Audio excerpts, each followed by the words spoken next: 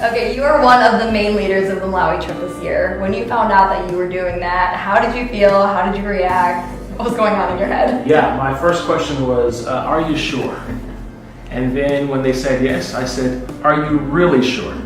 Yeah, but I think it was nervousness, but excitement at the same time. Because you went from a volunteer to a leader. So what was that journey like for you? Like, how did your leaders prepare you that you're now trying to instill in our team? Yeah, I mean, that first year, I was totally just green and had all the crazy questions and was not sure what to expect, all of the things. And then to now, I think part of me, I just embraced Malawi as like a second home of mine. It became a place that I love to go to. And so when we were on the ground, I took feedback from leaders very well. I had moments where I wasn't my best and they told me, and I took it and just made the shifts, made the changes. And I think that posture, that disposition is what has gotten me to now leading. What are some other things you look for in a person that you're choosing to be on this team with us? Yeah, teachability is probably number one, but also someone who is driven, someone who has our ethos, has our culture, and they are driven to see the work that we're going to do there.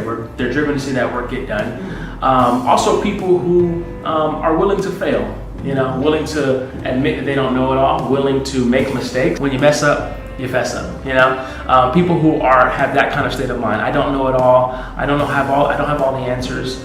Neither do I. But I'm willing to just jump in and dive in, and that's huge. So teachability and people who are willing to fail, make mistakes, but also people who are fun, right? People who you can put with other people who will have a good time. We do a lot of work there, but we do want to have a little fun too. So yeah. What would you say are 3 things that you yourself are doing to prepare for this trip, and what do you expect the team to be doing too? Yeah, 3 things. 1, prayer. 2, prayer. And 3, prayer.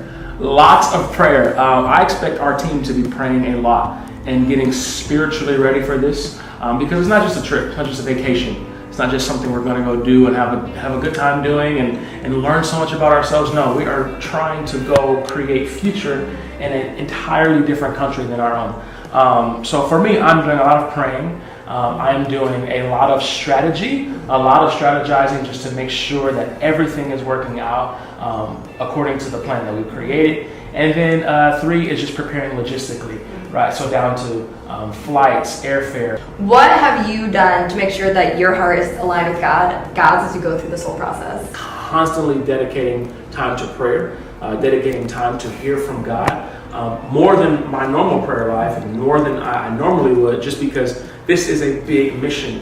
And in order for us to do what God wants to be done there, we have to know His heart. We have to know what He wants to do. And the only way we're going to know what He wants to do is to spend time with Him and get intimate with Him. So I've been doing that times 100, and I would hope that the team is doing that as well. Spending a lot of time praying, extra time in the scriptures.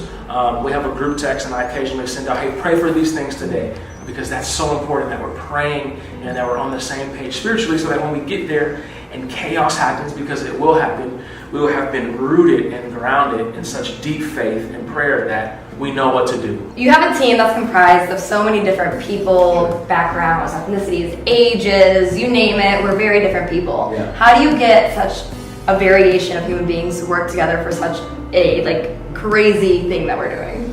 Yeah, I think the answer for that is really simple. It's the why, right?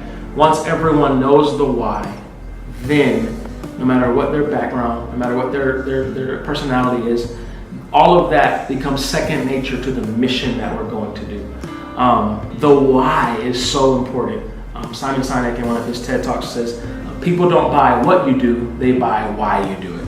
So this whole team has to have ingrained in their heart why we're going to do this. We have our team why, and we have your own individual why. And that is the most important thing. That's how you take people from different cultures, different backgrounds, different socioeconomic backgrounds, and put them on the same page, is you pour that why out to people and ingrain it over and over and over again.